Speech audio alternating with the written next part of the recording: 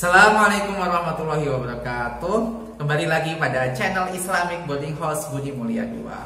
Pada pertemuan kali ini kita akan membahas sesuatu yang menarik, yaitu yang mendasari setiap ibadah kita. Bisa jadi seperti itu. Apakah itu? Nanti kita akan bahas mendalam. Pada pertemuan kali ini kita kedatangan tamu, yaitu Ustaz Nurul Hamzah. Beliau nanti akan menjelaskan tentang bab tentang toharoh. Ini adalah bab yang penting dan perlu wajib dipelajari oleh setiap muslim. Baik, lebih lengkapnya nanti akan kita bahas bersama dengan Ustaz Hamzah. Oke. Assalamualaikum Ustaz Hamzah. Waalaikumsalam. Bagaimana keadaannya? Alhamdulillah baik. Sehat ya, tetap fit walaupun dalam kondisi pandemi seperti ini. Ya, harus dong, tetap. Oke, baik. Seperti yang sudah saya jelaskan tadi Ustaz, bahwa toharoh yang Ustaz Hamzah lebih memahami itu sangat penting bagi kehidupan umat Islam, baik masih kecil maupun hingga dewasa. Ini adalah bab yang tetap dipakai dan wajib malahan. Sebenarnya seberapa pentingkah urgensi toharoh, Ustaz Hamzah? Iya. Jadi kan toharoh ini adalah kunci ya, salah satu kunci utama ibadah kita, terutama sholat.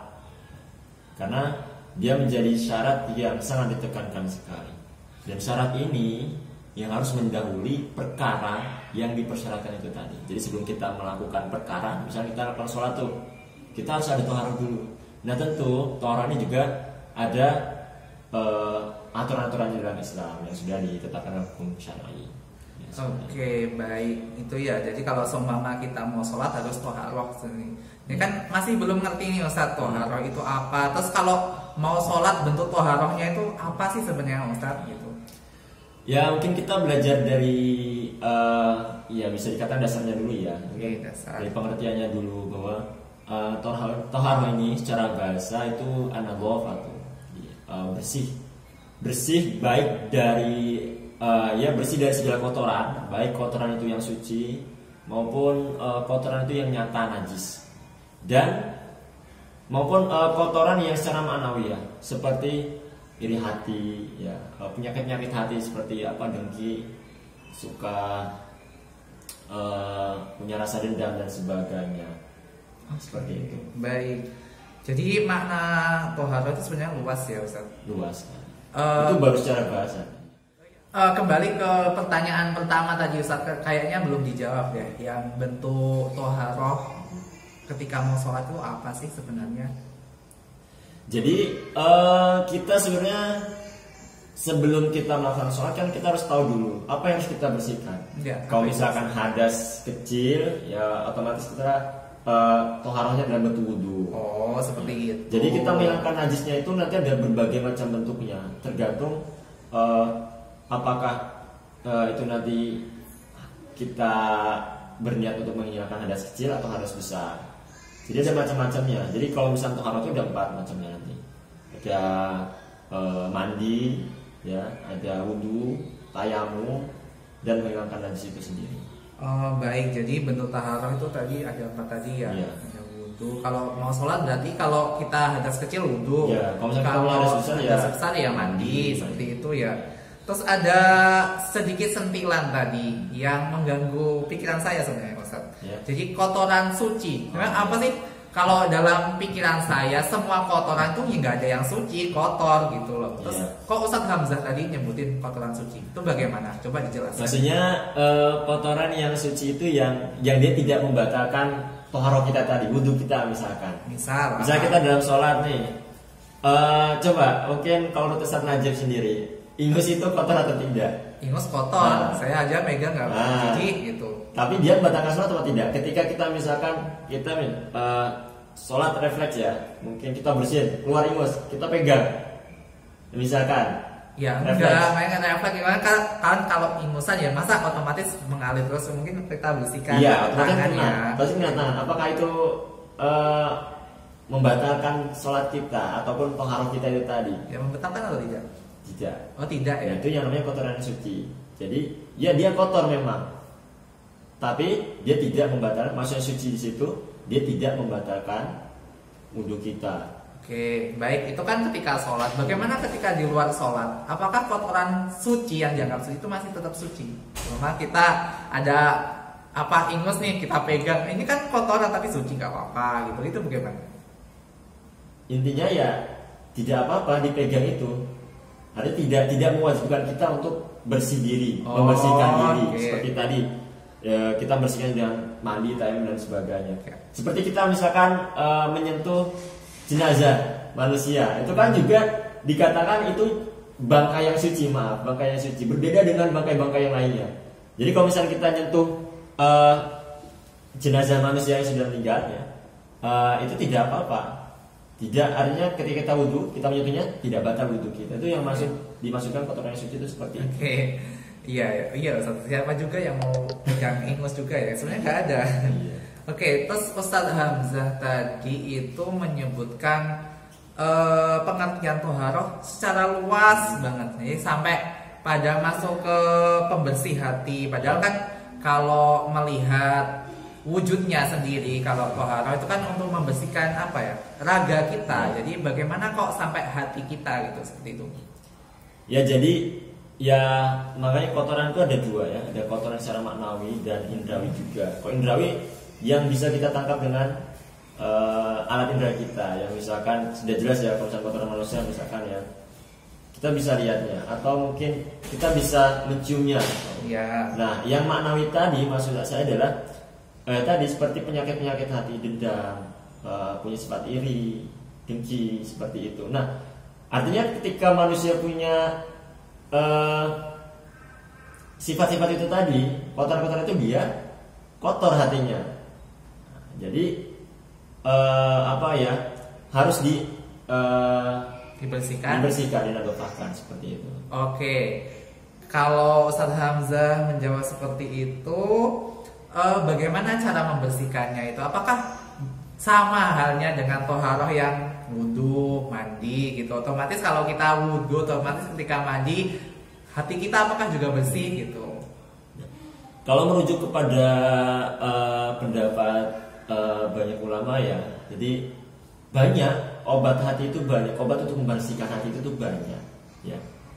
Ya oke, kita sering dengarnya dari dulu ya, lagunya Opik lah, obat hati itu ada dua perkaranya. Tetapi yang paling jitu ya, paling hebat, obat hati paling hebat kalau menurut para ulama adalah dengan perbanyak zikir. Seperti itu. Jadi dengan kita banyak berzikir, kita banyak mengingat Allah, nah itu hati kita perlahan menjadi lembut.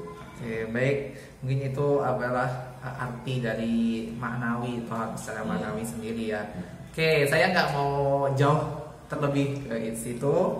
Mungkin kita kembali lagi ke inti toharoh yang bisa membersihkan badan tadi, yang kita gunakan sebagai syarat untuk melaksanakan suatu ibadah. Lalu pembagian toharoh itu apa aja Ustadz pembagian? Apakah toharoh itu dibagi-bagi atau enggak sih sebenarnya? Oh iya, jadi wujud ya ataupun bentuk toharoh yang ada itu ada 4. Oh tadi belum saya jelaskan ya? Belum kelihatannya Ustadz, belum. Jadi ada pertama ada wudhu, tayamum, kemudian mandi dan menghilangkan najis itu sendiri. Ya mungkin nanti kalau untuk lebih lengkapnya di pertemuan-pertemuan berikutnya akan kita pelajari lagi. Tapi di sini saya hanya menyampaikan secara garis besar. Jadi ada wudhu, tayamum, mandi besar, sama membersihkan najis itu sendiri. Ya itu sangat penting ya. Jadi kalau misalnya para ulama-ulama zaman dulu ya, salafus saleh itu, mereka sangat sekali memperhatikan kesucian mereka ya, terutama wudhu ya, itu yang paling penting ya. Sangat menjaga wudhu sekali. Bahkan tokoh ataupun pahlawan nasional yang mungkin kita banyak kenal seperti Jenderal Sudirman, itu dari kecil sudah mempraktikkan menjaga wudhu.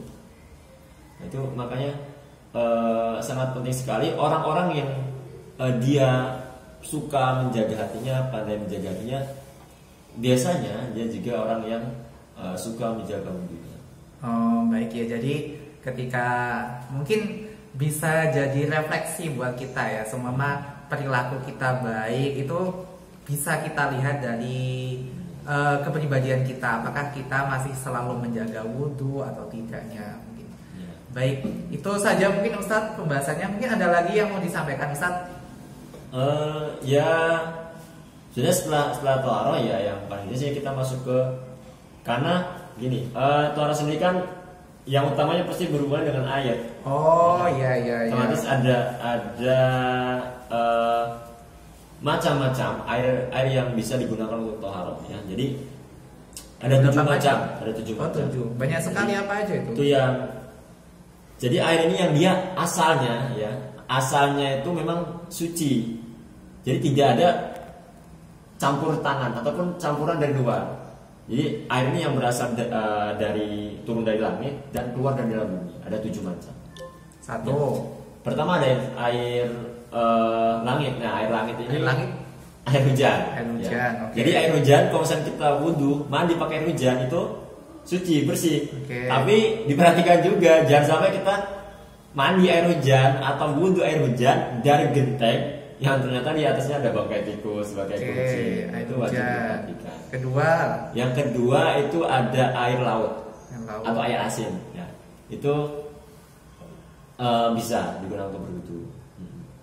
Oke. Lanjut.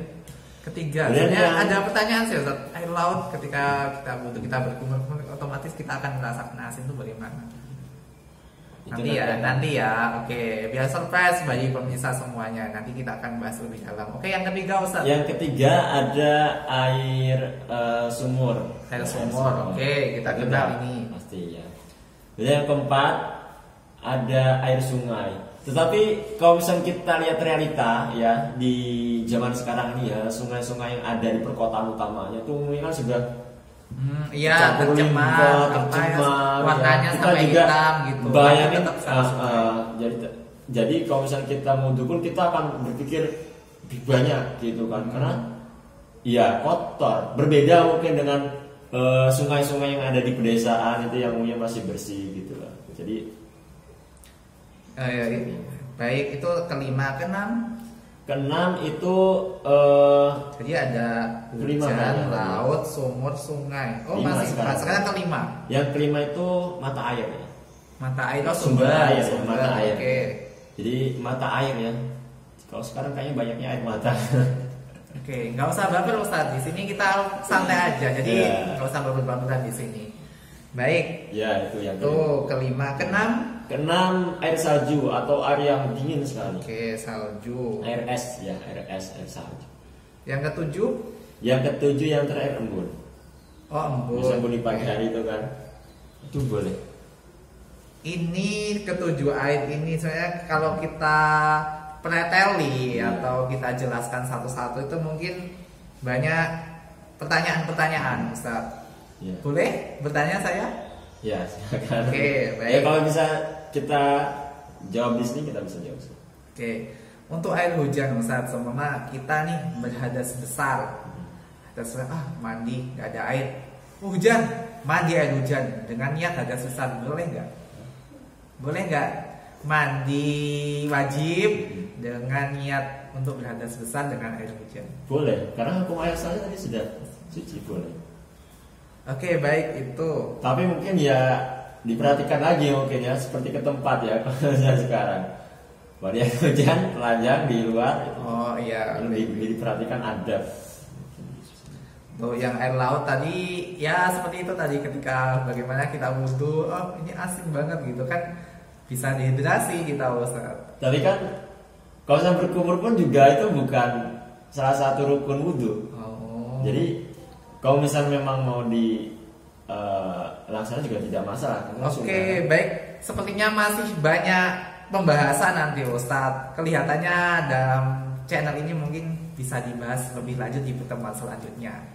Baik, terima kasih Ustadz Hamzah atas kehadirannya di Islamic Boarding House Budi Mulia 2 ini. Semoga ilmu yang disampaikan Ustadz Hamzah tadi bermanfaat. Dan terima kasih kepada semua pemirsa telah menyimak video ini. Semoga teman-teman juga bisa mengambil pelajaran dan bisa mempraktekkan di real kehidupan. Baik, terima kasih telah hadir. Jangan lupa untuk subscribe, dan like ataupun komen dalam channel ini. Oke, terima kasih. Sekian dari saya. Assalamualaikum warahmatullahi wabarakatuh.